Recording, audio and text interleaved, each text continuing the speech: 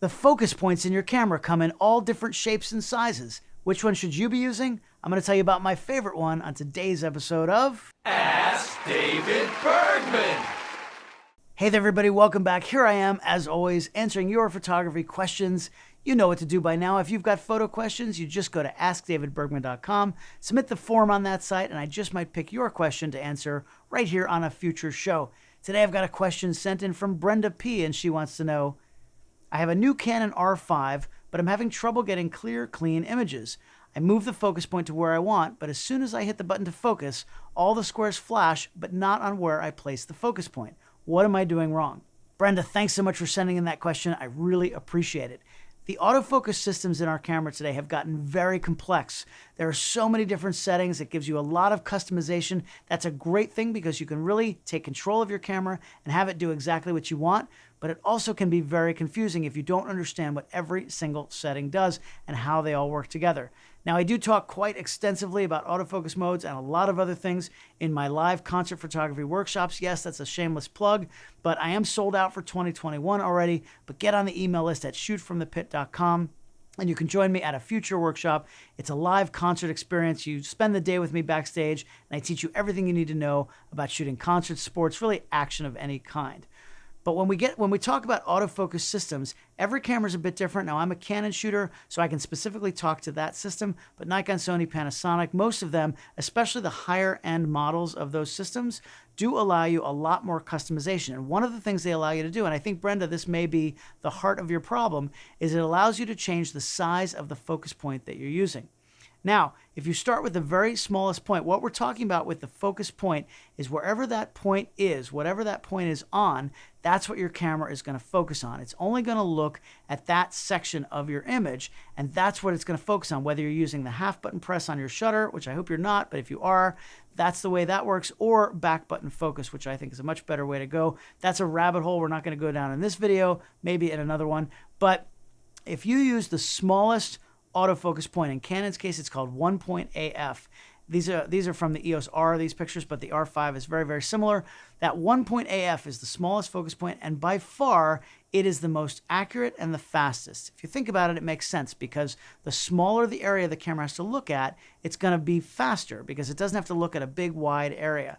So that's always going to be the fastest. However, the challenge with using such a small point is that keeping that sucker right on your subject is really hard to do, especially if you're using a long lens and your subject is running and moving around. Trying to keep your focus point, that tiny little focus point, right on your subject's face especially, that's very, very challenging to do. As soon as you move off that area just a little bit, it's going to zip out and focus on whatever is behind that focus point, whether it's the background or the foreground or whatever that is, and you may not want to do that. So that's really challenging to do. So the camera manufacturers, to their credit, came up with this a little bit bigger area. It's called the expanded AF area in the Canon case. And what that does, it's still using the center point to actually focus on. That's what it's going to your camera's going to focus on, whatever's in that center point. However, those points around it, whether it's the 4 points or the 8 points around it, it's just, I kind of think of them like hooks. They just kind of reach out and grab on a little bit and hold on to your subject just a little bit longer, because it's kind of like you're telling the camera, hey buddy, give me a break here, right? I'm not going to be able to keep it just where I want it. I might move off just a little bit, and it's not going to zip out to that background or the foreground that quickly. It's just going to hold on just a little bit longer.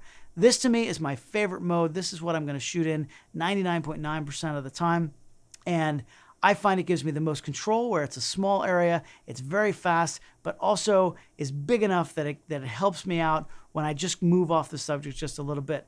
Now, there are other ways to go with this. The Canon also has zone autofocus, and it comes in different shapes. You can do vertically or horizontally. The R3 actually gives you even more customization, that camera that just came out. The zone autofocus, the wider area autofocus systems, whether it's the whole area or a smaller zone section, the challenge with that is the camera is deciding what to focus on, and it's going to focus on whatever is closest to the camera in that zone that you've selected. Now, that's fine for just something with a flat plane of focus. Like if you just put a bunch of people, your friends in front of the Eiffel Tower and you want to mash down the button and take a picture.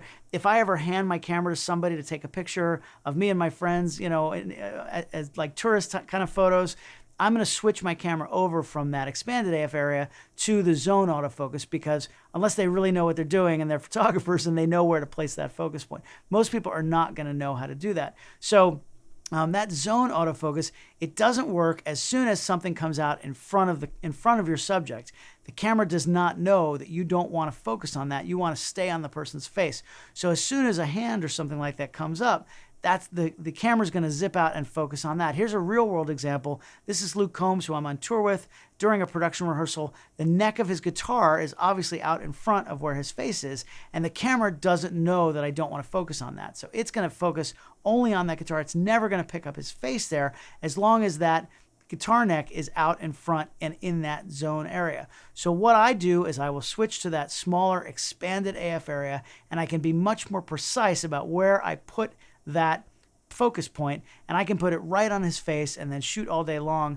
And if I want to focus on the guitar neck, I certainly can. I can either move the focus point in my viewfinder, which I don't personally like to do. I like to keep literally focused on what's happening in front of the lens and not dealing with the camera. And moving the focus point around, in my mind, is a distraction. So I personally don't like to do that, but you can do that if you like to do that, or you can just even pan the camera down, take a picture where the focus point is on the guitar neck, and then move back up if you want. The point is, I have made the decision as a photographer, as a creative person. I'm making a creative decision on where I want to focus, and I'm not just leaving it up to the camera. I can be really very precise on what I want. Now, having said all that, Brenda, by the way, I think that's what's happening with you. I think you're on a wider zone autofocus area, and you can still move your focus point around, but as long as you're using zone, as soon as you hit that button, it's gonna use that zone AF, and it's gonna choose where it wants to focus, and it may or may not be where you want. I'm guessing that's what's happening with your problem there. Now, having said all of that, technology is changing, and we now have eye autofocus, and that makes some of this irrelevant. If you have a subject, a person in your image, the eye autofocus works very, very well. The challenge with that is switching from when you don't have a person in the image and you want to focus. Let's say, you're shooting a guitar player and you're on their face, and then you want to pan down and just get their hands on the guitar. The camera doesn't know exactly what you want to focus on if you're on IAF and there are no eyes. So I did do a video a couple months ago that I'll put a link down below with the Canons, how you can have the two buttons on the back, where one is the traditional autofocus modes like we're talking about here, and then the other one is eye autofocus, and that makes it much easier to switch. So once I discovered that, it made eye autofocus much more palatable and much more usable for me. So that is definitely where this is all headed. The technology now in the cameras, they have algorithms that read, people, faces, animals, cars, all kinds of crazy stuff, and it will pick up the focus on that. But again, it's kind of like a self-driving car, where just giving up that kind of control is a little risky to me, because I've always shot another way and I'm not quite used to it. I don't like giving up that control to the camera. So if you're like me, you're a bit of a control freak, make sure you pick the right focus size and the right focus point for your particular subject and shoot away all day long. You'll have everything tack sharp. So Brenda, I hope that helps. I hope that helps a bunch of you out there who may be having similar questions about focus points. If you're not already a subscriber, right here to the Adorama YouTube channel, go ahead and click that button down below. Use the little bell icon. You'll be notified as soon as new shows come out all week long from myself and all the other hosts here on Adorama TV. I did videos the last couple weeks with my friend Mark Wallace. He's the OG. He's been doing Adorama TV for 14 years or so. So I hope you check those out and follow everybody else here on the Adorama channel. And then, of course, I'm back here with a new question every Monday, 10 a.m. Eastern. I hope you'll join me. I'll have a new question right here next week on Ask David Bergman.